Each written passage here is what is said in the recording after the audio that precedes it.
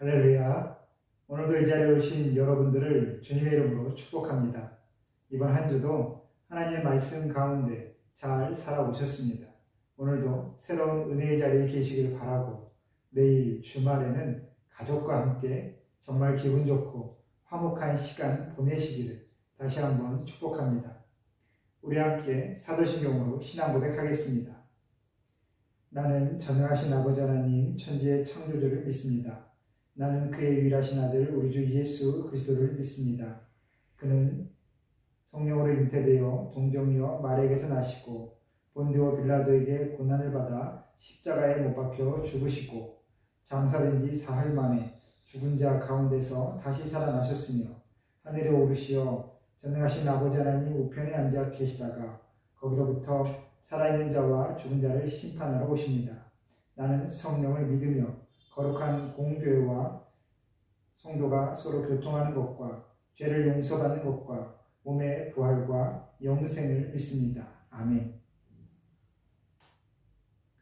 오늘 우리에게 주신 하나님의 말씀은 시편 78편 1절부터 11절까지의 말씀입니다. 우리 한 마음으로 말씀을 읽겠습니다. 내 백성이여 내 율법을 들으며 내 입의 말에 귀를 기울일지어다. 내가 입을 열어 비유로 말하며 예로부터 감추어졌던 것을 드러내려 하니 이는 우리가 들어서 아는 바요 우리의 조상들이 우리에게 전한 바라. 우리가 이를 그들의 자손에게 숨기지 아니하고 여호와의 영예와 그의 능력과 그가 행하신 기이한 사적을 후대에 전하리로다. 여호와께서 증거를 야곱에게 세우시며 법도를 이스라엘에게 정하시고 우리 조상들에게 명령하사 그들의 자손에게 알리라 하셨으니 이는 그들로 후대 곧 태어날 자손에게 이를 알게 하고 그들은 일어나 그들의 자손에게 일러서 그들로 그들의 소망을 하나님께 두며 하나님께서 행하신 일을 잊지 아니하고 오직 그의 계명을 지켜서 그들의 조상들 곧 완고하고 패역하여 그들의 마음이 정직하지 못하며 그 심령이 하나님께 충성하지 아니하는 세대와 같이 되지 아니하게 하려 하심이로다. 에브라임 자손은 무기를 갖추며 활을 가졌으나 전쟁의 날에 물러갔도다. 그들이 하나님의 언약을 지키지 아니하고 그의 율법 준행을 거절하며 여호와께서 행하신 것과 그들에게 보이신 그의 기이한 일을 잊었도다. 아멘. 할렐루야. 이 말씀이 다시 한번 저와 여러분의 삶에 하나님의 은혜를 되새기게 만드는 귀한 은혜로 임하기를 소망합니다. 여러분은 여러분의 자녀들을 믿음 안에서 키우고 계시리라 생각합니다. 여러분께서 자녀를 믿음 안에 키우시는 그 목적과 이유는 무엇일까요? 각자에게 다른 이유 또 다른 경험이 있으리라 생각합니다. 하지만 어떻게 믿음 안에서 키우고 계신지는 잘 모르겠습니다. 예전에 제가 부목사로 사역했던 교회의 담임 목사님께서는 예배 중에 소음이나 소란이 일어나는 것을 조금 싫어하셨습니다. 그래서 철저하게 예배가 거룩하게 또 조용하게 또 모든 분들이 예배에 집중할 수 있도록 그 환경을 잘 돌보게 모든 교육자들을 교육시키셨죠. 근데 곤란한 일 중에 하나가 바로 아이들이 울거나 떠드는 것입니다. 그래서 잠옷실을 마련해 놓았는데 그 잠옷실에는 젖먹이 아이들뿐만이 아니라 정말 장난치기를 좋아하는 아이들, 아동부에 가기 전에 정말 장난이 심한 미운 4살, 정말 어떻게 할 수 없는 7살 이런 아이들도 그 잠옷실에 있곤 했습니다. 그런데 가끔 예배실 그 본당 안에 그 자녀와 함께 이렇게 예배를 드리는 분들이 계시지요. 그러다 보면 그 아이들이 예배 중에 참지 못하고 부모를 조르고 또 소음을 낼 때가 있습니다. 그러면 대부분의 부모들, 엄마들은 그 아이에게 핸드폰을 주거나 또는 과자, 그 아이들이 달라는 어떤 것을 주면서 아이들에게 조용히 하라고 그렇게 하지요. 그런데 한 번은 그 자녀가 계속해서 조금 소란을 피우는데 그 엄마가 꿈쩍도 하지 않고 혼자 예배에 집중하고 예배를 드리는 것을 보게 되었습니다. 아이가 칭얼대는데 말이죠. 아이가 한 두세 살 정도 되었나요? 한 3살, 4살? 저희가 계속 보고 또 어떤 분들은 눈치도 막 주었습니다. 아이를 데리고 나가거나 아니면 아이를 빨리 조용히 시키라고. 근데 그 엄마는 굴하지 않고 본인은 꿋꿋이 예배를 드리고 아이에게 조용히 하라 딱 한마디 하고 아이에게 정확히 앉아있으라 라고 하면서 딱 한마디 하시고 본인은 본인 예배를 정말 집중해서 드리는 겁니다. 나중에 조용히 저도 저의 소임을 하기 위하여 가서 말을 했지요. 아이를 좀 조용히 시킬 만한 좀 지혜로운 방법이 없을까요? 그렇게 조금 예배에 방해가 된다라는 의미를 담고 이야기를 했습니다. 근데 그때 그 아이의 엄마 되시는 분이 이렇게 얘기하시더라고요. 조금만 참아달라. 이 아이가 예배가 몸에 익을 때까지 좀 참아달라. 휴대폰을 주거나 과자를 주어서 예배의 자리에 있으면서 딴 것을 하게 만드는 것이 아니라 예배의 자리에서는 괴롭고 힘들고 움직이고 싶은데도 참아야 되며 오직 예배 가운데 그 시간을, 그 자리를 조용히 거룩하게 지켜야 된다. 이것을 아이가 깨달아 알 수 있도록 조금만 기다려달라 라고 이야기하시더라고요. 물론 그 당시에는 왜 다른 사람에게 이렇게 피해를 주나 그런 생각도 분명히 했습니다. 저 말고 여러분이 그런 생각하셨지요. 하지만 좀 지나고 나서 아이가 이제 그 자리에서 자거나 아니면 그냥 무언가를 쓰거나 성경책을 보거나 점점 소리를 내지 않는 것을 또 보게 되고 정말 1, 2년, 2, 3년이 지나고 나니까 정말 6살 정도밖에 되지 않은 7살 이 정도 됐을 때부터 벌써 예배 시간에 미도도 하지 않고 예배에 집중하는 모습을 보게 되었습니다. 결국에 그 아이는 새벽 기도에 오건 수요 예배에 오건 대예배에 오건 또 아동부 어린이 예배에 가건 예배 시간에 그 누구의 유혹에도 흔들리지 않고 오직 그 예배에 집중하는 정말 예배자가 되었지요. 제가 꾸밈 없이 정말 솔직하게 드리는, 정말 있는 그대로 드리는 정말 실화입니다. 오늘 이 시편 78편의 기자는 하나님께서 하신 일을 내가 후대에 전하리이다 라고 이야기하고 있습니다. 그런데 어떤 것을 전하느냐? 자신들의 조상, 또 자신들의 부모가 자기가 보기에 어떻게 하나님을 떠났는지 그리고 왜 하나님의 은혜 가운데 있지 못했는지를 내가 전하겠다. 그래서 내 자손들만큼은 하나님의 곁을 떠나지 않게 하겠다. 하나님을 떠나지 않게 하겠다. 그렇게 이야기하고 있습니다. 특별히 그 사람들이 자신들의 그 부모의 세대가 어떻게 하나님을 떠났는가? 그래서 왜 하나님께서 자신들의 부모를 이스라엘 민족을 심판하셨는가? 이 78편의 이 기자는 정말 세세하게 언급하고 있습니다. 오늘 우리가 함께 읽은 본문은 11절까지지만 78편을 쭉 읽어보시면 어떻게 이스라엘 민족이 그 부모 세대가 하나님을 떠나 하나님의 심판을 받게 되는가를 우리가 알 수 있습니다. 시편 78편에 기록된 그 부모 세대의 범죄는 3가지입니다. 첫 번째는 그들은 하나님의 인도하심을 온전히 믿지 못했습니다. 상황과 환경에 따라 다른 데로 피할 곳이 없는가 그렇게 세상 가운데 나아가려고 했다라는 겁니다. 하나님을 의지하지 않고 다른 좀 더 편한 것, 내가 왜 이 어려움을 참아야 돼? 왜 이런 불편함을 참아야 돼? 라고 생각하면서 다른 더 좋은 방법이 없나? 라고 그렇게 하나님을 떠나 기웃기웃 세상에 그러한 달콤한 유혹을 이기지 못했다라는 겁니다.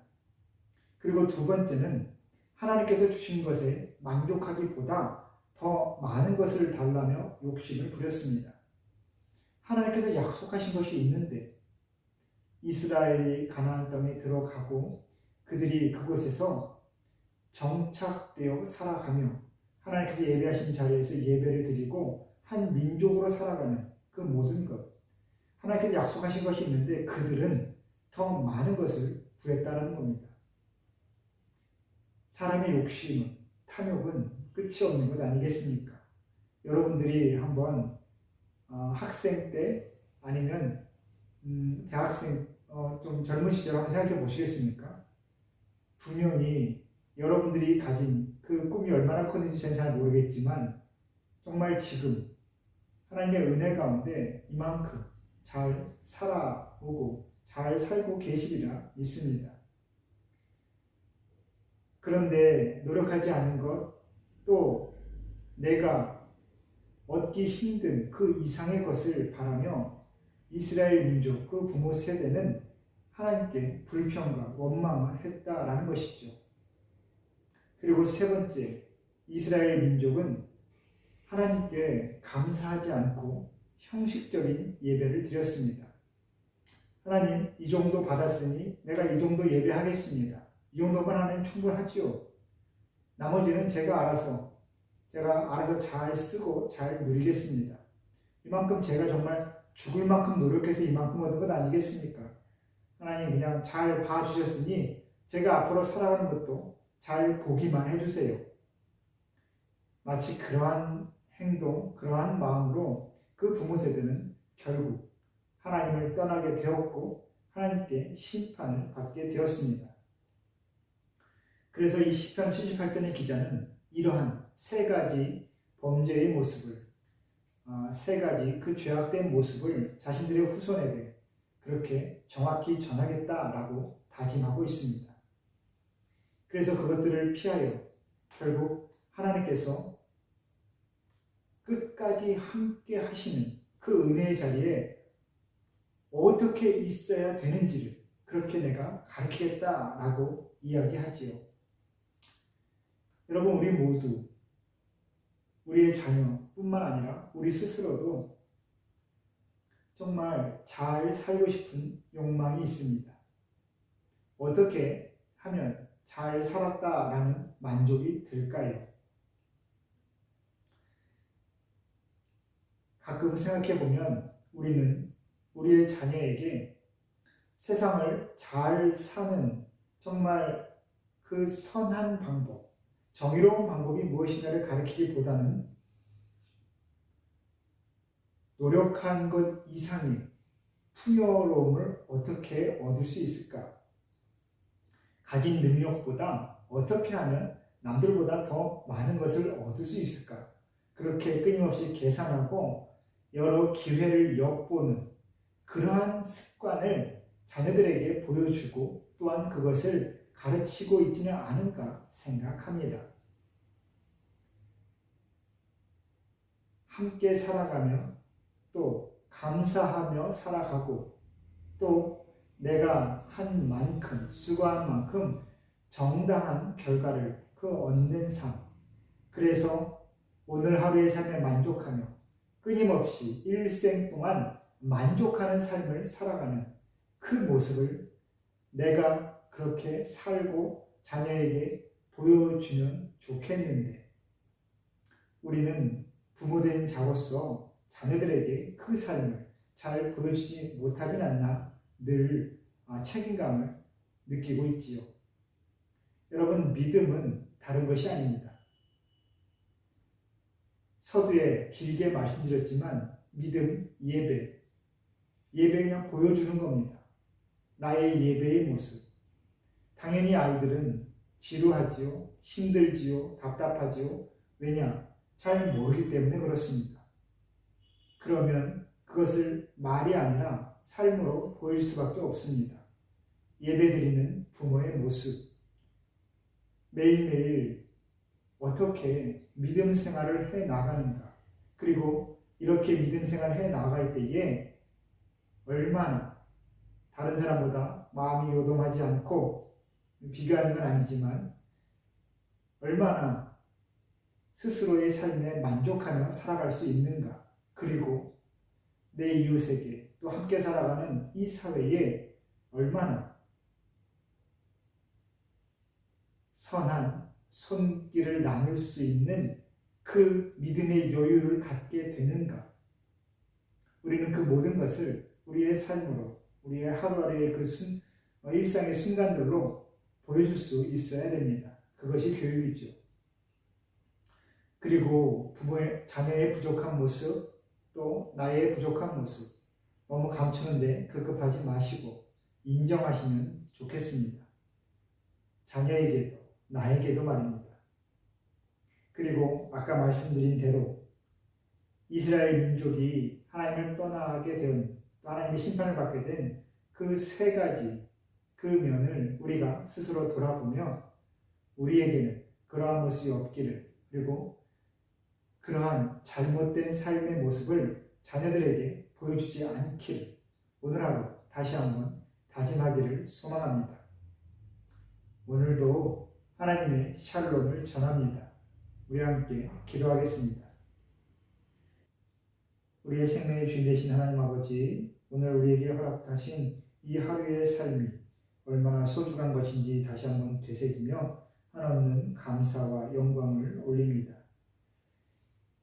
우리가 하루하루 살아가는 모든 삶의 자리에서 무엇보다 하나님의 손을 주목할 수 있는 그 믿음 주시고, 하나님께서 나에게 행하신 일들에 대한 감사가 우리 마음에서, 우리의 삶에서 끊이지 않도록 도와주옵소서.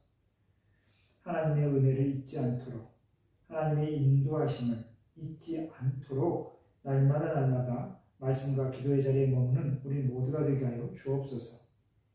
그리고 나에게 역사하신 하나님의 손길을 기억하며 그 은혜에 날마다 감사하고 새로운 힘을 내는 그 모습을 우리의 자녀들에게도 있는 그대로 전해줄 수 있도록 믿음의 부모로서 잘 설 수 있도록 주님 도와주옵소서.